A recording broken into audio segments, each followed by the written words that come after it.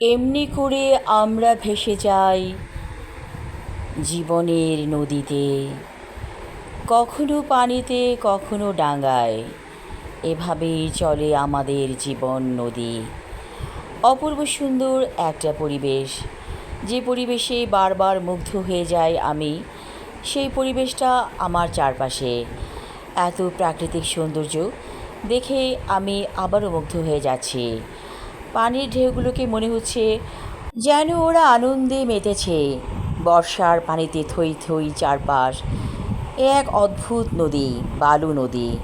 অন্য সময় এই নদীটা পচা ডোবার মতো দেখা যায়, কালো রঙের নোংরা পানিতে ভরপুর থাকে। কিন্তু যখন বর্ষা মৌসুম আসে, চারপাশ ভরে যায় পানিতে। মনে হয় একটা বিরাট বড় নদী উচ্ছল প্রাণবন্তভাবে বয়ে চলেছে। এই নদীকে দেখে মনে হচ্ছে প্রমত্তা নদী। তার ঢেউগুলো কি বিশাল! আমি ভাসছি একটা ছোট লঞ্চে। সেই লঞ্চটা এ ঘাট থেকে ও ঘাটে যাবে। আমি কোনো ঘাটে নামবো না, বসে থাকবো এই ছোট্ট লঞ্চটিতে এবং চারপাশের দৃশ্যগুলোকে আমি ফিল করব। আমার কাছে অনেক ভালো লাগছে। অনেক যাত্রী উঠেছে এই ছোট্ট লঞ্চের মতো যানবাহনটিতে, এবং ছাদের ওপরেও আছে মানুষ, এবং ছাদের নিচে যে পোর্শনটা অর্থাৎ জায়গাটা, সেখানেও অনেকে আছে। আমি উঠেছি লঞ্চের ছাদে সিঁড়ি বেয়ে, এবং এই কারণেই ভালো লাগছে সব কিছু। চারপাশ আমি দেখছি দু চোখ ভরে। ইচ্ছে করছে ওই যে চর, সেই চরে নেমে যাই, পিকনিক করি।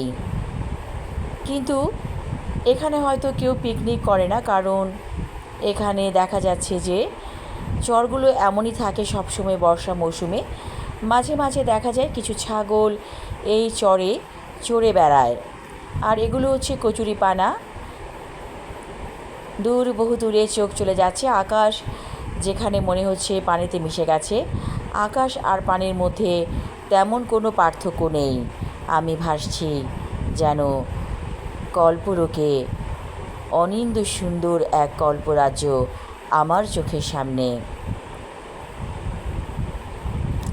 মিষ্টি বাতাস বইছে, এবং এই বাতাসটা শরীরকে শীতল করে দিচ্ছে। ভালো লাগছে। এখন জীবনের এই পর্যায়ে এসে প্রত্যেকটা মুহূর্তকে আমি অনুভব করি। মনে হয় এই যে আজকের দিনটা হারিয়ে যাবে, এই দিনটা তো চলে যাবে কালের গর্ভে, আর কখনো ফিরে আসবে না। কিন্তু স্মৃতিগুলো রয়ে যাবে মনের মাঝে। তাই সুন্দরভাবে বাঁচতে শিখুন। দুঃখ কষ্টকে দূরে ঠেলে দিন। মানুষের জীবন আছে, দুঃখ আছে, কষ্ট আছে। আর দুঃখ না থাকলে আপনি তো জানতেন না সুখের অনুভূতি কেমন। তাই দুঃখকে অবগাহন করুন, দুঃখকে জয় করুন, দুঃখের মাঝে হারিয়ে যান। এই দুঃখের মাঝে হারিয়ে যাওয়ার মধ্যেও একটা আনন্দ আছে। আমরা তো সারাক্ষণ আনন্দে গা ভাসিয়ে দিতে পারি না। সুখ আর দুঃখ মানুষের জীবনের এপিঠ আর ওপিঠ। সবুজ গাছগুলোকে সুন্দর লাগছে, আর পানির রং স্বচ্ছ সুন্দর। ইচ্ছে করছে এই পানিতে নেমে পড়ি, কিন্তু তা কি সম্ভব? সম্ভব না। এই পানির নিচে অনেক মাছ আছে।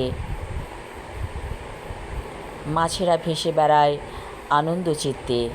তবে ওদের জীবন ক্ষণিকের জীবন, শেষ হয়ে যাবে মানুষের হাতেই। এই যে একটি গ্রাম, এই গ্রামে কিছু যাত্রী নেমে পড়বে।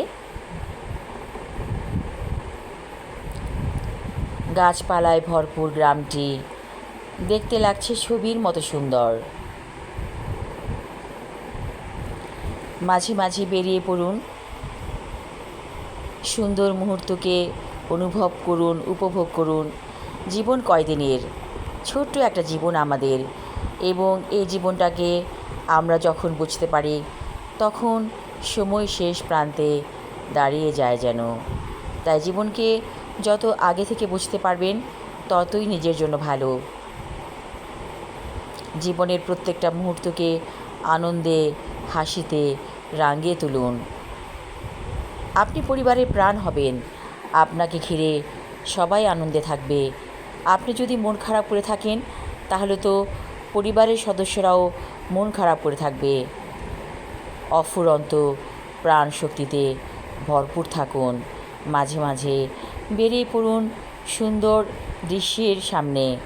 দেখবেন জীবনটাকে অনেক সুন্দর লাগছে, ভালো লাগছে। সবাই ভালো থাকুন, সুস্থ থাকুন। ধন্যবাদ।